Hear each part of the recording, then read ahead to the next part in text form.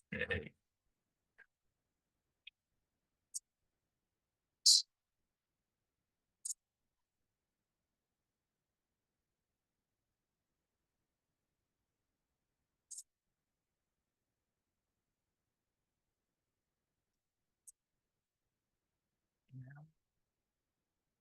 I'm just-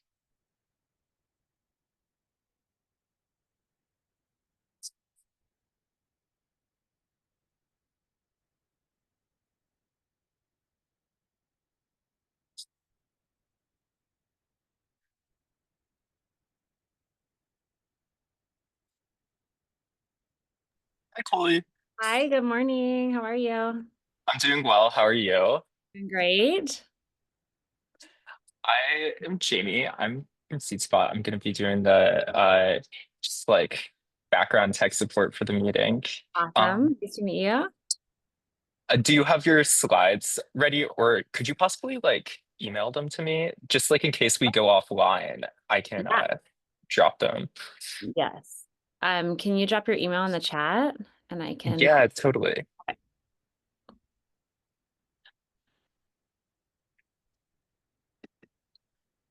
I will send that right now. And then before I admit everybody else, I'm just gonna Uh-huh. pull up the like intro slides, and then I think we should be all good to go. Okay, great. Let me just add these to you.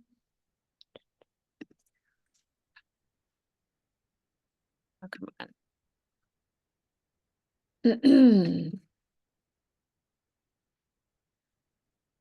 Okay, well, let's see.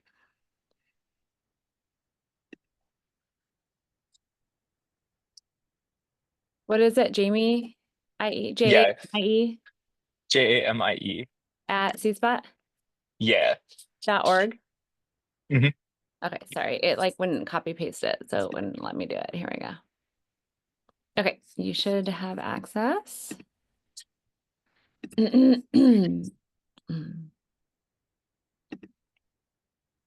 Okay. And then do you want me to share? Can I share my screen uh yeah, sure. for the slides? Okay.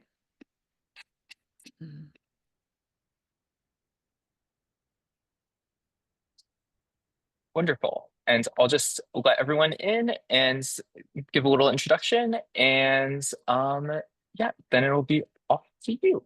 I'm gonna Okay. start recording. Oh, it's already recording. Wonderful.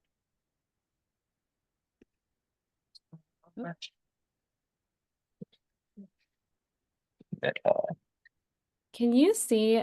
Oh, Oh, sorry. no, you're fine. I can Hello, everyone. Good morning. Good morning. everyone. Good morning. Good morning. Good morning. Good morning. Good evening. I'm in West Africa. Oh, good Oh, whoa. evening. Well, thanks everyone for coming to Startup Spring Training. Today we have our wonderful host for our session, Coley Arnold, who's going to give us a wonderful presentation. And I'll pass it off to Chloe. Thank you all for coming. Good morning, everyone, or good evening, wherever you're coming from. I'm so glad you're here, and congratulations. You should all pat yourself on the back. You showed up, which is the hardest part. So you already accomplished something today, and you should be very proud of yourself. All right, we're gonna get started. My name is Coley Arnold, and I am the owner of a company called Foundres, which is a community for ambitious female founders. And we meet monthly. We get together and talk about the joys and hardship of entrepreneurship and support each other. And I'll talk a little bit later about how that kind of came about, but I'm excited to be with you guys today. This is my family. I have four boys, ages 17 to 6, and very busy. I'm also a cheer coach. And like I'm sure many of you, when you're a high achieving entrepreneur, you do a lot of different things. And from the outside, it doesn't look like any of it makes sense, but it's something that I'm super passionate about. Business. I've owned multiple businesses over the years, and obviously love raising my boys. So it is a constant juggle. So I'll kind of share a little bit about my journey before we dive into kind of going from owner to CEO and why that's important. So this is where you will normally find me, juggling all the things. You can see all the stuff in my arms. I always have about 17 drinks with me. And I feel like I'm always constantly, juggling all the things in the air of being an entrepreneur. So a couple years ago, you would find me juggling multiple businesses. We had 4 businesses at one time. I was always working in my business and not on my business. I let some of the experts handle aspects of my business, and I kind of over delegated. I don't know if you've been there, but definitely did not have ownership in a lot of the areas in my business. I hired out of immediate need and not necessarily out of the long-term goals of my business. I was juggling so many aspects of my business at all times. And I know most entrepreneurs can totally relate to this, where we feel like we throw everything up in the air and we're like, okay, I can only catch 5 of these things. Which ones am I going to catch, right? I didn't have a clear direction of where I wanted to go, and I didn't know who to ask for help. So SeedSpot was a huge point, kind of pivot point in my business. So I'm so thankful to have the opportunity to kind of give back a little bit today. I did their accelerator, I think almost a year and a half ago, and it was really a turning point in my business to really kind of give me the confidence to take charge of my business and work on my business instead of in my business. So I'm going to kind of share the tips that I kind of took from SeedSpot and then have morphed and put into my businesses with you as well.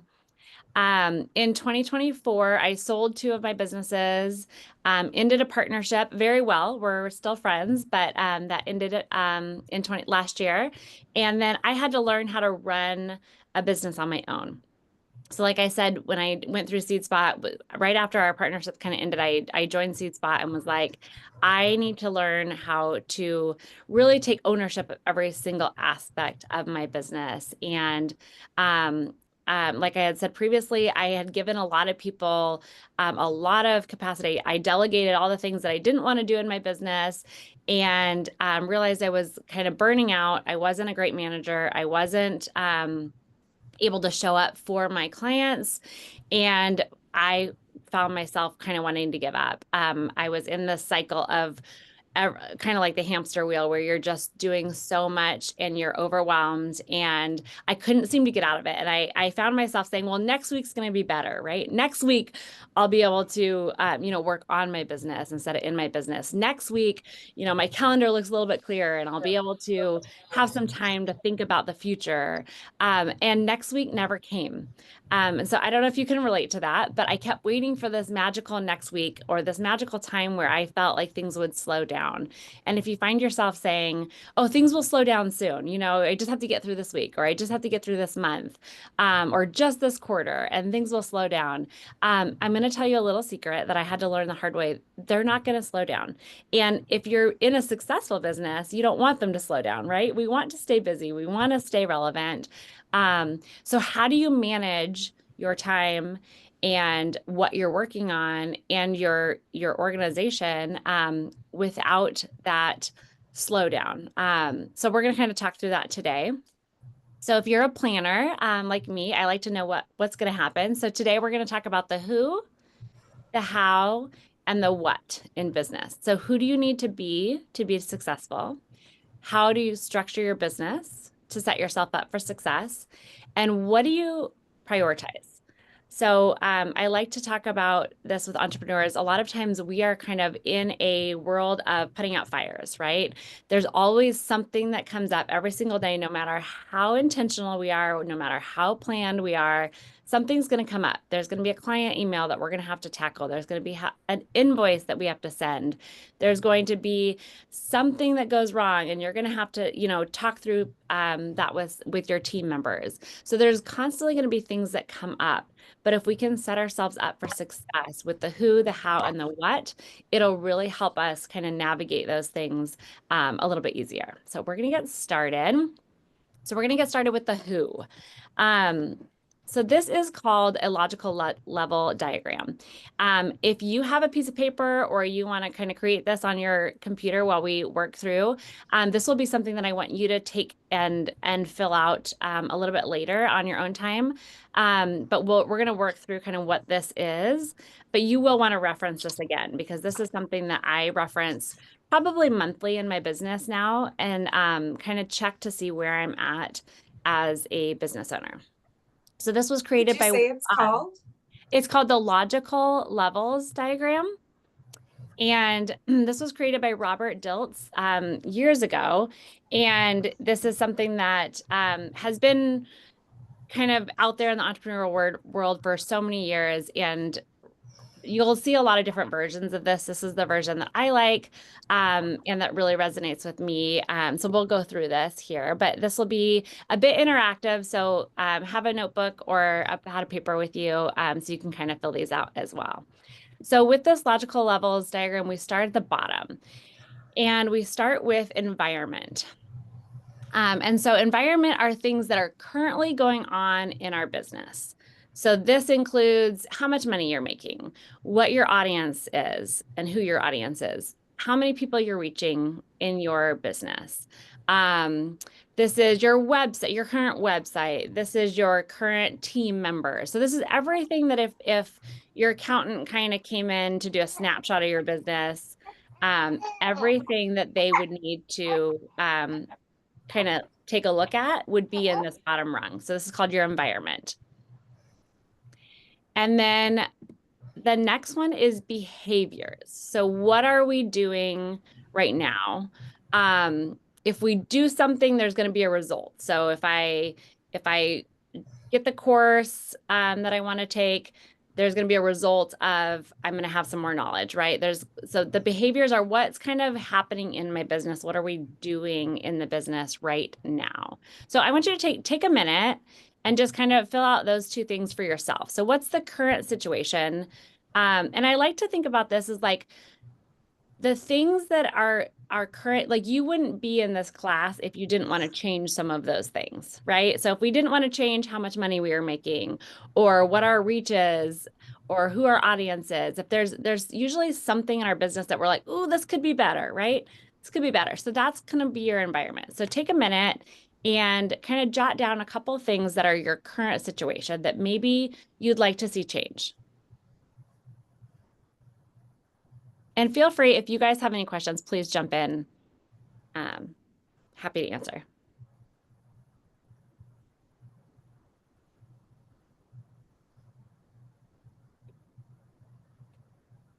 Quick question for us. We're just getting started. So we're in the process of like website design, setting up business pages, Facebook page, Instagram page, all of that type of stuff. Like, what are your recommendations for that? Maybe something that can help us speed up the process. I don't know. Yeah. So when you're kind of thinking of your environment, just put everything that's current. So we're not trying to become anything necessarily yet. This is just what is going on right now. So if you're just starting and you have a Facebook page, write down, I have a Facebook page with 5 followers and 3 of them are my family members, right? Like that's okay, right? This is not, we want to be super honest with ourselves with this because this is going to help us get to where we want to go. But we need to be really honest and truthful about where we are now and have a very clear picture of our current situation so we know what needs to change to get to where we want to go. Does that make sense? Okay, so would behaviors be when you said, what are we doing right now? Would the answer to that be we're working on getting all our systems set up? Yes, absolutely. Yeah. Yes. Got it. Yes, you're doing the hard work. And congratulations for doing all the hard work and setting up the systems because a lot of people miss that step and they just start.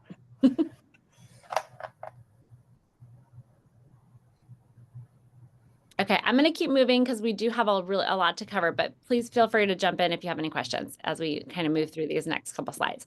Okay, so the next one is skills. And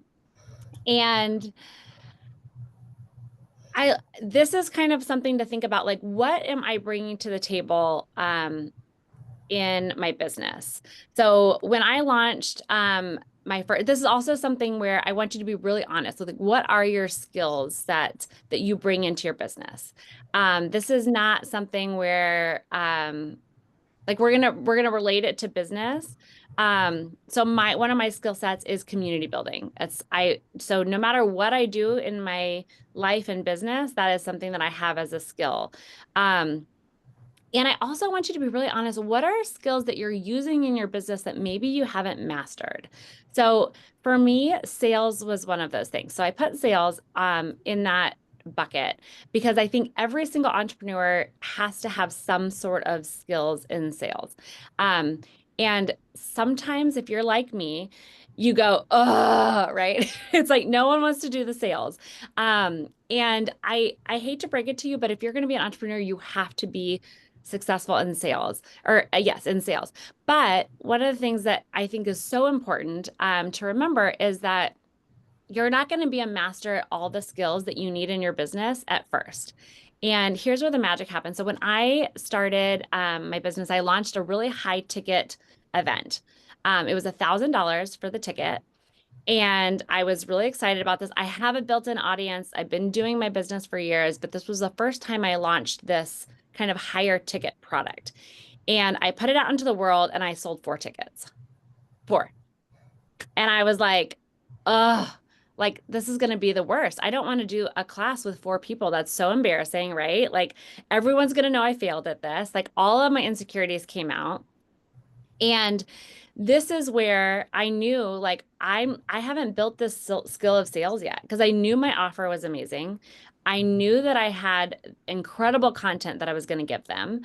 And yeah, I only had 4 people sign up. And so when I was going through this for my own self, I was like, sales is going to be a huge one that I'm going to have to develop. And this is where most entrepreneurs try things once and then they quit because they don't feel like they're a master.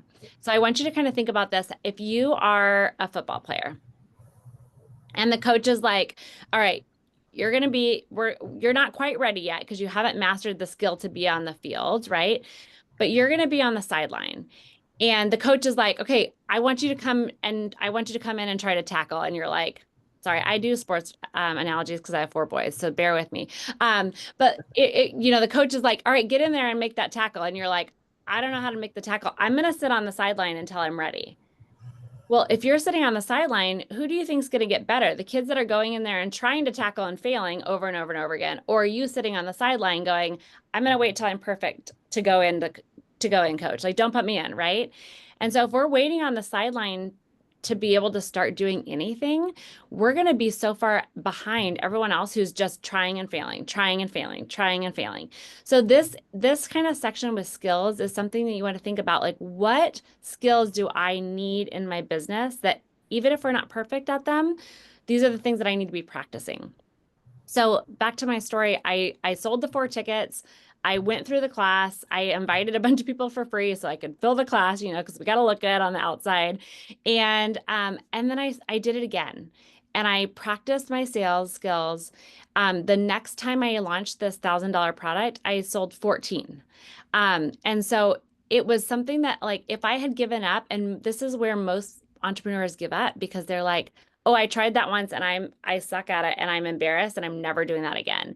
And we don't allow ourselves to push through that hard and push through that mastery and give up. And so if you can get past this kind of like skills level and build and fail and allow yourself to fail, this is where the magic kind of happens, because most people will give up. 80% of entrepreneurs give up in this section where they're like, oh, I tried that and I'm not good. I'm not going to do it. So you need to practice. You need to improve your skills and being okay with kind of sucking for a little bit. Okay. So our next one is beliefs. Now, this is kind of any thought that we actually don't have to think about. So this is the way it is in our business. This is the way it is about ourselves. What beliefs do you have about business that affects your skills, behaviors, and environment? These are things that if this happens, then this is going to be the outcome. So an example is, I believe that I'm not good at sales. And so therefore, my skills at sales are not going to be good enough. My behaviors in my business, I'm going to avoid it because I'm telling myself that I'm not good at sales. So I'm going to avoid sales and therefore not make any sales. And then that environment then is also affected because if I'm not making sales, then I don't have as much money in my bank account, right? I'm not getting the reach because I'm afraid to put myself out there. So this belief kind of section is like, what are your beliefs that you have about yourselves in business that may or may not be true, that affect everything else? So I believe that I am a good community builder. So that would go in beliefs. And that is true. I also believe that I suck at sales. Okay, that might be true. So put that in there. So any beliefs that you have about your business and the way that you're showing up for your business. So go ahead and jot those down. And these are really things that like you don't have to think about. Like someone maybe, let me give you an example. I like this is a good one. We just talked about finances and Foundres a couple months ago, and one gal after we were sharing, she started crying and she just goes, "I realized that I had a belief that women who had a lot of money were really mean." And so in her business, she was holding herself back and creating this limit for herself that she didn't want to make a lot of money in her business because she thought that as soon as she made a lot of money that she was going to be mean. And so she had to rewrite that story and find examples and proof of women that were amazing and kind and nice and giving that had a lot of money. Because in her brain, that was something that she was like, I didn't come up with that like on purpose. It was just something that was ingrained in her by something her parents said. She goes, I remember my mom always saying like, oh, don't ever get too much money because you're going to be mean. And so those things kind of seeped into her belief system and became part of who she was. And she goes, I actually don't even believe that, but it was something that was so ingrained in her that she didn't even know where it came from. And so she had to rewrite that story. So this is something where we won't have time to dive into it all today, but like this is something I really want you to kind of take that time and go, what are my belief systems around successful people? What are my beliefs around finances? What are my beliefs about having a big audience? For me, I believed that if I had a big following and audience, that it was going to be people were going to demand more of my attention and my time. And so I found myself blocking myself from showing up on Instagram and showing my face and being there because I didn't have the energy to give anyone else. I'm trying to raise my 4 boys. I'm trying to run my businesses. And I was like, I don't have enough time. So if I grow my audience and they need all this time and effort from me, I can't give it to them. But that was a lie that I was believing that was then holding me back from creating the skills and showing up and changing my behaviors and changing my environment. So to see how this ascends, because it really does affect, these things trickle down and affect the rest of the things that you do. Okay, so we are going to move on to that's supposed to say identity. Sorry. Identity is the next one. So these are I am statements. There's going to be some that are things that you can't change. I am a daughter. I am a son. I am a husband. I am a wife. I am a parent. I am a kid. These are true statements that you just are not going to change about yourself, right? So you're going to have a category of those things. And then you're going to have a category of what else are you? What are your I am statements that you have beliefs are that you are subjective. So we're going to kind of take your beliefs that you worked on in that lower level and we're going to put them up there and go, so if you believe you're bad at sales, your identity is I'm not a good salesperson. I am not good with money. I am not a CEO. Who do I think I am to lead this team of people? I don't deserve success. I am not smart enough to own my own company. These are the identity pieces that we feel like are kind of that we claim as like what we actually are. Okay. So then here's where the magic happens. So a lot of times entrepreneurs work on the environment and their behaviors. And those are the two places that are super comfy. We're going to work on making a really good website, and we're going to work on maybe our team. We're going to build our team and make sure the people around us are awesome. And I'm going to work on, like, I'm going to show up every single day, and I'm going to put my face on social media, and I'm going to be successful, and I'm going to get all these followers, and it's going to all work out. And what we avoid is the work on ourselves. And so if you'll notice, the skills, the beliefs, and the identity are all personal development work. And that's the hard stuff. That's the part that no one wants to work on. Can I get a hand raise if you can relate to that? This is the stuff that actually changes who we are, and we avoid that like the plague. But that is going to be where your magic happens, and that's going to be where you can truly step into that role of CEO.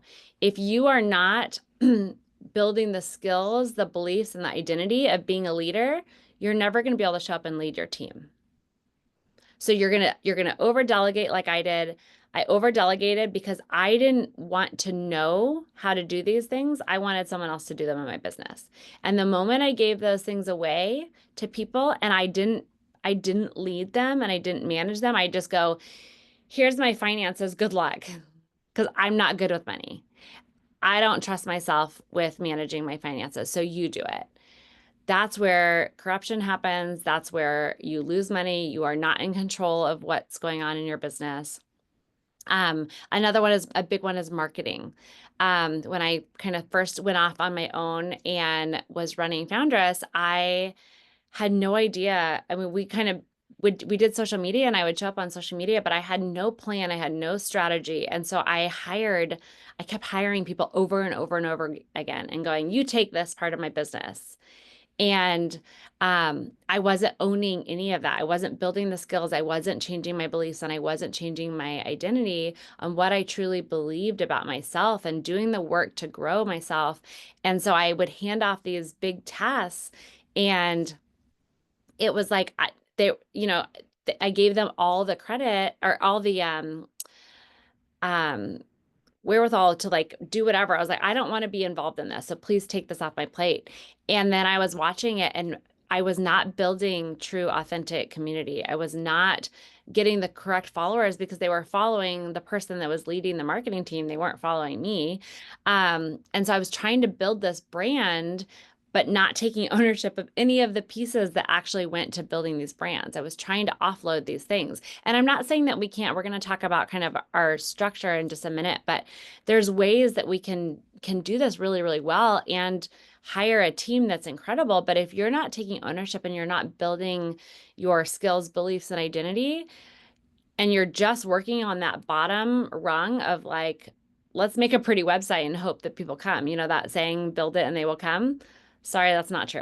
And I don't know if you've been there, if you've seen that happen, but you can build it and then you sit there and wait and there's crickets because you're not working on that that top tier, which is you. If you're spending that time on building your own personal development and growth and building those leadership skills and building the skills to market your business, and it's really hard to hire a team and delegate things that you yourself don't understand.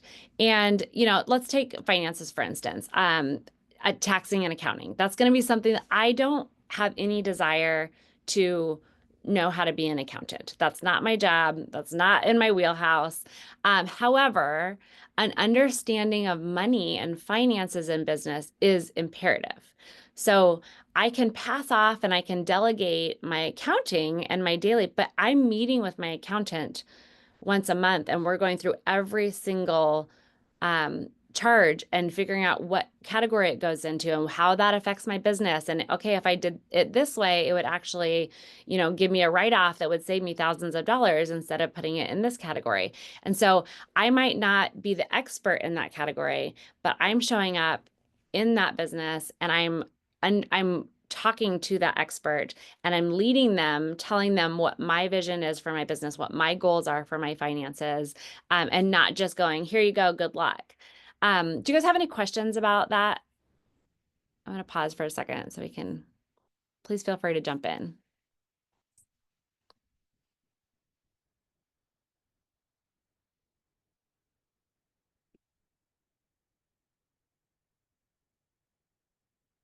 This isn't a question. This is more of just a comment. I actually love what you're talking about identity because I feel like a lot of people that I end up coming across, whether it be a client or just people that will reach out to me, that they're always worried about everything being perfect on social media, like their picture or their website, or they don't have the aesthetic looking things. And I'm like, no one cares about that. And I always say, like, to take messy action. And I Yes. always say fail forward, because the more you do something, the more you're going to get better at it. And even for myself, like, doing this and talking, but I still get nerves talking when I do an event, but I still put myself out there. And so I always tell people, like, you don't need the website, you don't need the perfect aesthetic looking photo to post on your Instagram.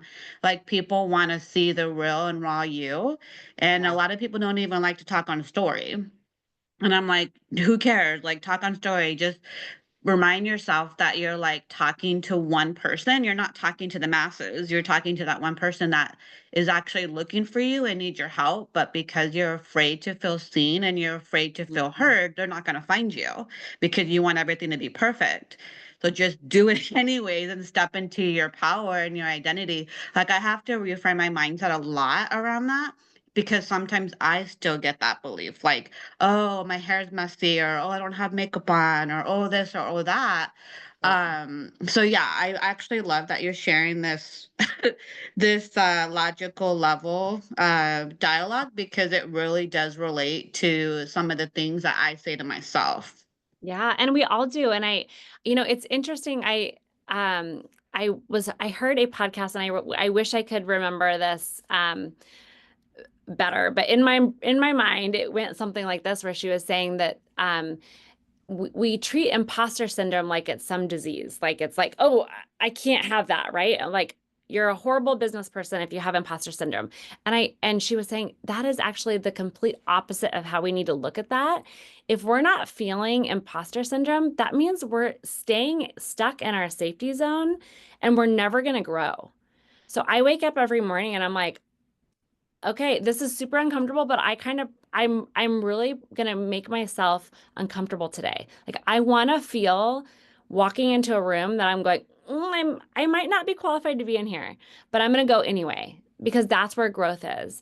So Karina, thank you for sharing. That's so important. And I think, I always like to look at my kids. Like, I had 4 boys, like I said, and watching them learn how to walk, right?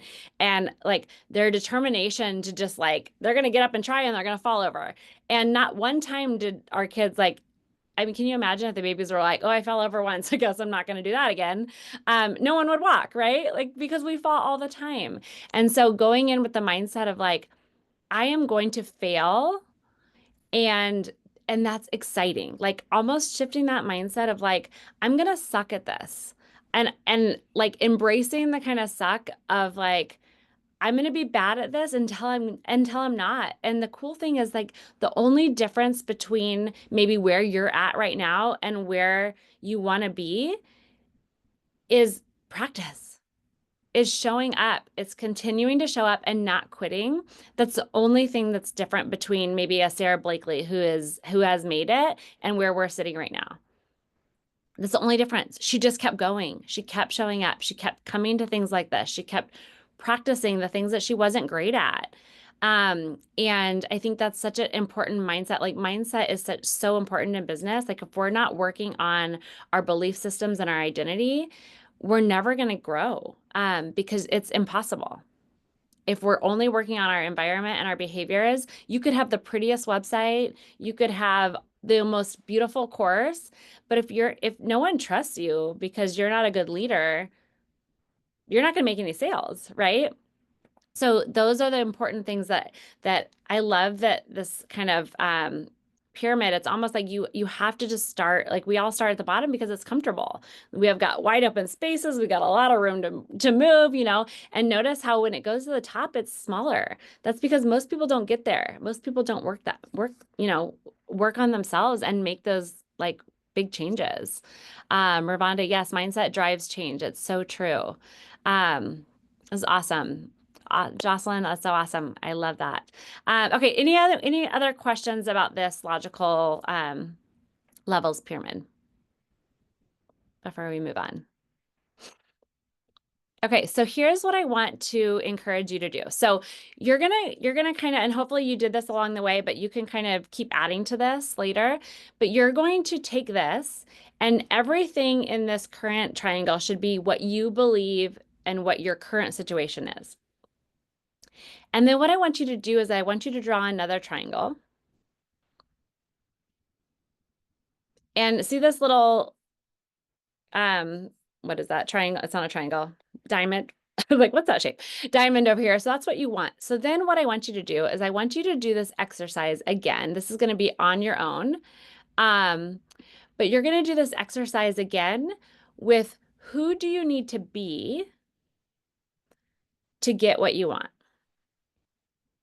So let's just say what I want is I want financial freedom and time freedom in my business. So I can spend time with my boys. I can go on vacations. I can give them a really good upbringing.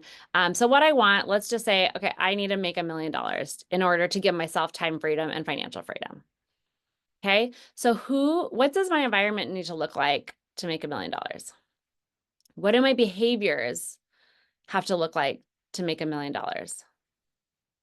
And I'm choosing $1 million as like this could be anything. It does not have to be a financial driven goal. It can be anything.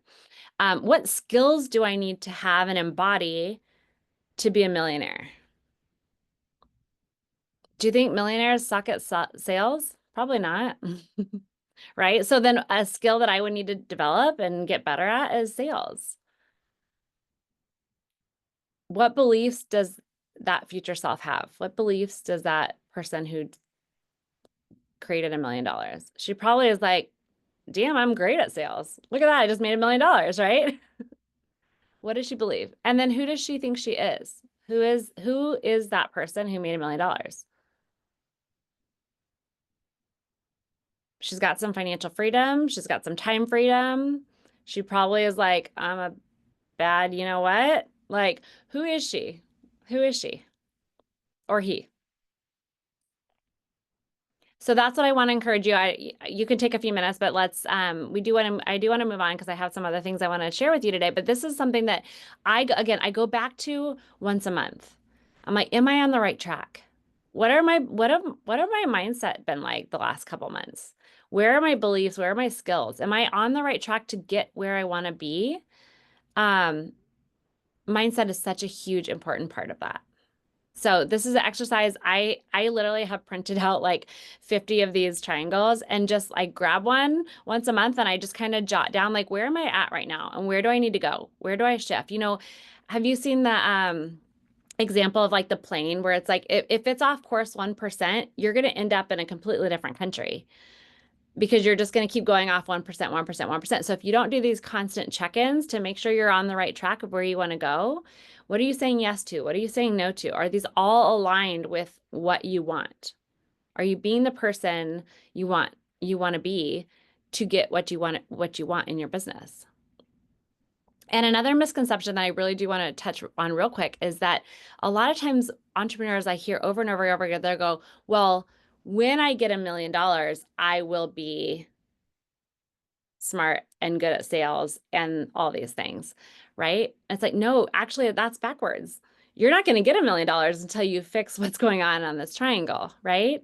So don't wait to be the person that you think you need to be to get what you want. You need to start being that person now. You need to start showing up. Your behaviors need to be changing. Your skills need to be changing and developing. Your beliefs need to change and your identity needs to change before you get what you want. And that's the roadmap to get to what you want. It's not the other way around. It's not like, oh, well, when I make $1 million, I'm going to have more time and be free. It's like, no, I need to create that now. I need to line my values up now. I need to be in alignment of what my desires are and what my values are. If I keep saying yes to things that don't actually get to where I want to be, I'm not being the person that I want to be, or that it's going to get that dream of mine, right? So you need to start changing those things now and aligning yourselves with that future goal. Okay, so we are going to switch over here. Let me just, okay. Okay, so now we are going to work on, oops, hold on. Come on. There we go. Okay, so now is the how.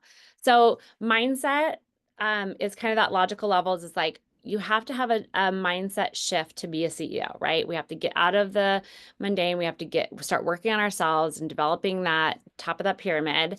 And then the how. So likely you don't have, 6 months to take off work and work on your mindset, right? We're all building businesses. We're all hustling. We all have lives. We all have a million things going on. And we've thrown everything in the air and now we're trying to catch all of the things. So we're juggling. So how do you shift that kind of in the midst of working on your mindset? So this is an organizational chart. This is a typical solopreneur organization chart. You're up on the top and you either contract employees, you have employees, or you are creating all these things underneath. So underneath you have the marketing department, the sales department, the COO, your tax accountant, your bookkeeper, everything that takes to run your business typically is, underneath you. And a lot of people set their organizational charts. Well, actually, I would say a lot of people don't intentionally set up their organizational charts. So it ends up looking like this, which is you on the top, and then every single thing in your business reports directly to you. So even if you're doing some of these things, but like if you hire someone to do social media for you, they're reporting directly to you. If you hire someone to help you with your newsletters and your marketing, they're reporting directly to you. If you hire maybe a COO to help you kind of structure and implement some systems in place, they're reporting directly to you. I don't know about you, but looking at this makes me exhausted, because how many of these people do you need to touch every single day? Are you talking to these people? Are you emailing these people every day? Do you have virtual assistants that you're also connecting with every single day? So a lot of times what happens if we're not intentional about how we set up our business, it ends up looking like this, and this is not sustainable, because as your business grows, it goes wider and wider and wider. And now all of a sudden you are the only contact for all these people under you, and you're not getting any of your own work done because everyone needs something from you, right? And so this is an ideal structural chart. So ideally, it would be you in the middle, and you would have no more than 2 or 3 people that are reporting directly to you. Now, granted, this is ideal, right? We might not all be quite there yet. So in the beginning, this might look like this. Oh, that's you. Oh, and that's you. Oh, and that's you. Oh, and all those are you as well, right? How many of us are there? We're solopreneurs. We're doing all the work in our business. Yes, I've been there. I can totally relate. In the beginning, a lot of times that's okay. That's you, and that's okay. But what you want to do is during this time when you're doing everything, you're setting up your organizational chart to where when you're ready to hire, it is not a heavy lift. One of the number one things I hear from entrepreneurs are like, I need to hire someone, but I don't have the time to create their job description and interview people. I have no idea what to even tell them what to do because I've been doing everything along with a million other things and I have no idea what I'm doing. Like I'm just, throwing things in there and hoping they stick. And so they've created this organizational chart that usually is that long, single row. And so there's no outline, there's no roadmap to building a team. And so even if each of these departments are you, if you can do the work in setting up your organizational chart the correct way, then hiring when you're ready is going to be an easy lift, and also knowing where to hire. So what mine looks like is it's me. I have my COO that reports directly to me. I have my tech person. I have a guy that helps me with all my tech stuff that I meet with once a month, that he reports directly to me. And that's actually it. I have the two. And then underneath that, I have my VAs, my marketing team, my sales team. So all of those kind of are filling up under. But the cool thing is, if you're finding yourself, you're like, I'm doing it all right now. I am the marketing department. I am the sales department. I am the COO. I am the accountant. That's awesome. And that's okay. But what I want you to do right now is I want you to start tracking every single thing that you do in each of these departments. So create yourself your own departments, even if you're doing all of it. So you're going to create an organizational chart that looks like this. And you're going to start keeping track. When I'm working on my marketing, I'm going to write down every single thing that I do in terms of marketing. It's how my cadence on my newsletters, how I'm creating content, how often am I sending them out, how am I building my email list, what am I posting on social every month, what's the cadence of that, what's my strategy. You're writing every single thing down. That's going to keep you accountable and keep you on track, so that when you're showing up for marketing, you're like, it's marketing day. That's me. Hi, I'm my marketing department. I'm going to show up. I have a list. I know exactly what I'm doing. So that's the first thing that'll help you do. Second thing it'll help you do is that once you're ready to hire, you have a job description because you've already created it. So we might need to use ChatGPT and make it like sound better, right? Instead of just like post on social. But you have a guide and you have an outline for your job description. So it's going to make it a lot easier. Another mistake I see a lot of entrepreneurs make is that we start, can you guys see my cursor? Okay, we start here, so it's us. And I'm like, I immediately need someone to help me post on social media because I don't want to do it. And so we think that our next hire needs to be down as like just someone to post on social media, right? But what we're missing is this really key person in the middle that has a strategy and the overview of what our goals are for our business. And because we miss this step, we're spending so much money and so much time on this person that's not worth it, because they're not going to be the person that's going to help us grow our business. They're going to do it, and you might get a little bit of a relief of like posting, but you're still the one giving them the vision. You're still the one giving them the strategy. You're still the one telling them exactly what to do and when to do it. When if we would have done it the proper way, we're going to hire this middle person first and go, for now, I'm going to pay you this much money and you're going to do the strategy. You're going to help me with my goals and my marketing. You're going to help me lay out exactly which platforms we're going to be working on. And then I'll pay you a little extra to post, right? And then eventually you're like, okay, now we just hire someone to do the actual posting work.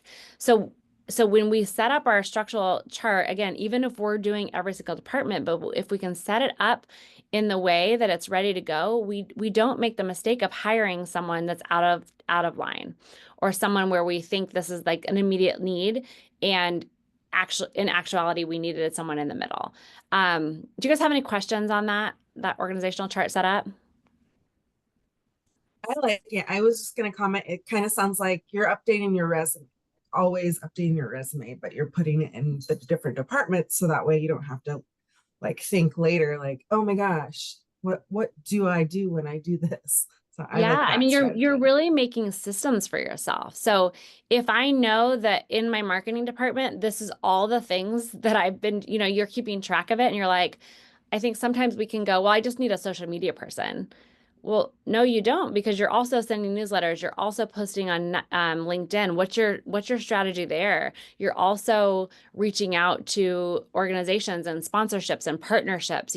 That social media person is going to go, I don't know how to do that. I'm not trained for that. I just know how to post, right? And so if we're continually keeping track of what we're doing, we're also just creating systems for us so that oh, okay, so if I'm ready to hire this person, this is the order of operations that I've been doing in my business.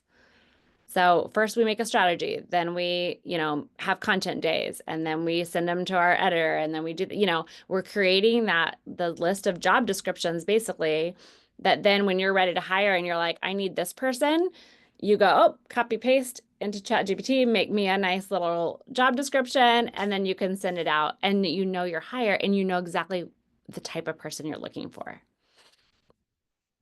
I'm going to open it up for some more questions. That's a good question.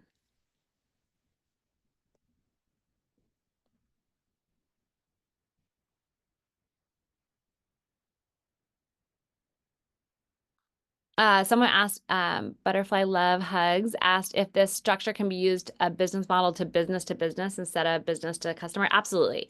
Anything that you need to run your business, this is what this organizational chart does. So if you're going to need an accountant, you're going to need a marketing department, right? To get your product from your business to other businesses. Like you need all those same departments. They're just going to look different. They're going to do different things, right? But absolutely. Any other questions?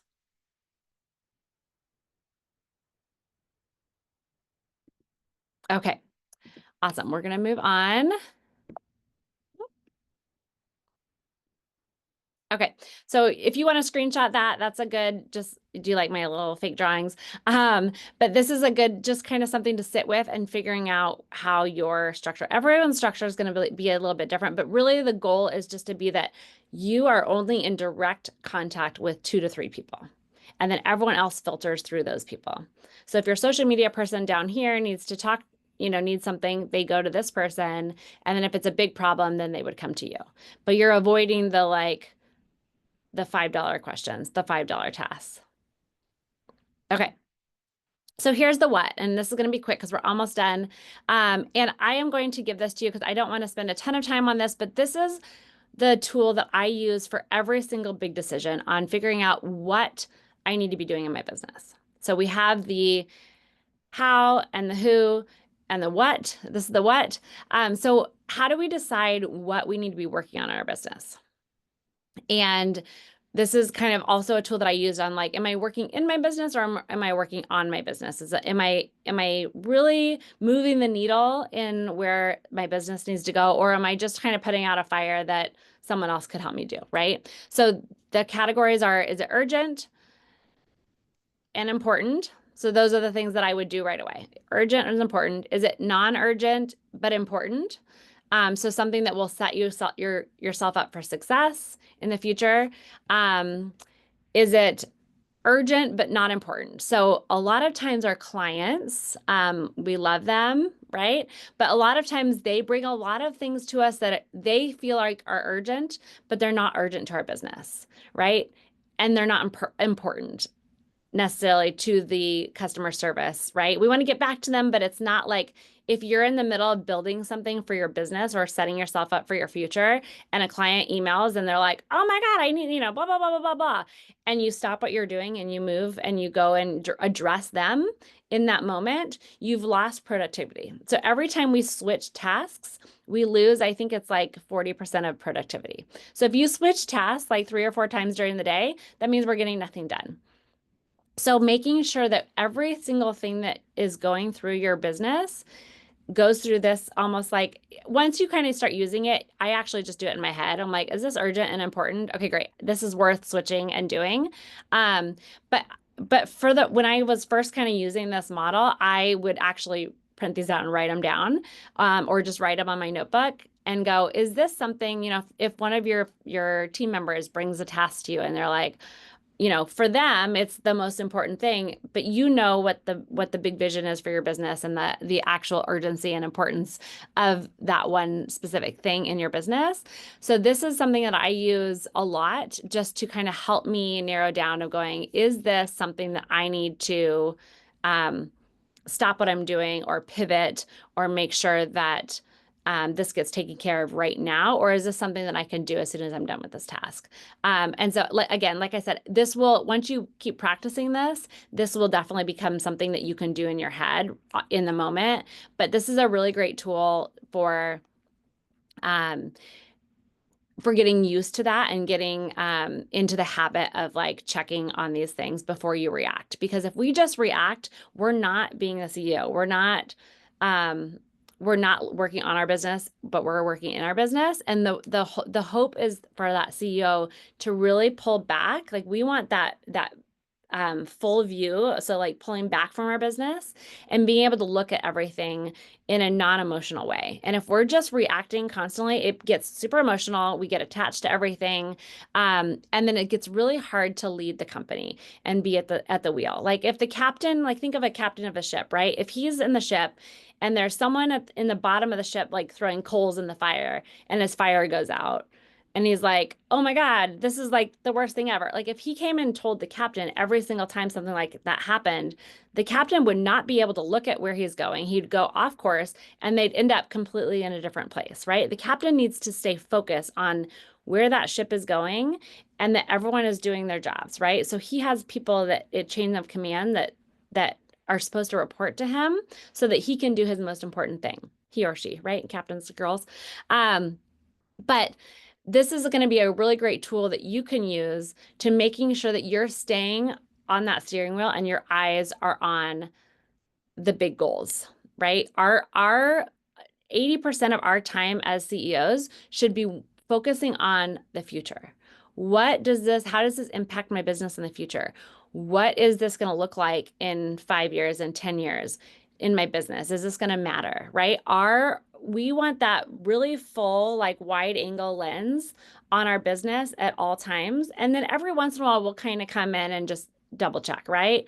Once we have a team, it's really good to dive in and check on those people every once in a while and making sure they're on track. But if we can stay out in this wide lens view, 80% of the time, that's when exponential growth happens. When we're down here and we're working on the nitty-gritties of the daily grind, we don't get that view. And we're stuck in this small kind of viewpoint and we don't see the big picture. We're not working on the big picture and we're not being the captain of our own ships. So this is a download. If you want to scan that QR code, that'll give you a free download. It'll send right to your email and you guys can have this. But again, the more you practice this skill, the more you will be able to do these in your head. And it'll be a really quick decision that you go, nope, that's not for today, or I'll do that later. Or you know what, so-and-so can do that in my, in my organizational chart. Like that's their job. So that'll be really helpful in terms of keeping that wide lens view. All right, that is all I have for you guys today. I'd love to answer any questions you guys have for a few minutes that we have left. I know it was a lot of information. It was probably like a hose. What speakers did you have yesterday at your event? How did it go? It looks like it was fun. For Foundres? Mm-hmm. We have events once a month, and we bring in speakers from all over, but mostly we use our own members, which is really awesome. We love our members are incredible. They all have so much to offer. And so we like to kind of have them share as much as possible. But I did the one yesterday on time management. Yeah. Awesome job on this today. Thank you. Thank you guys for coming and showing up. I know it can be hard to carve out time for stuff like this, but this is like you're in that skills development, right? You're in that personal growth, and that's really awesome. And you guys all should be so proud of yourself for showing up. It's the hardest thing to do when you're juggling all the businesses and things that are going on in your company. So okay, Karina asked where are the events. We are in person in Arizona. We also have a virtual membership that is available for anyone, no matter where you are in the country. And we meet usually Thursday mornings in Arizona time. Gloria, thanks for coming. Okay, Butterfly Love Hugs. Sorry, your name is not showing up, just your business name.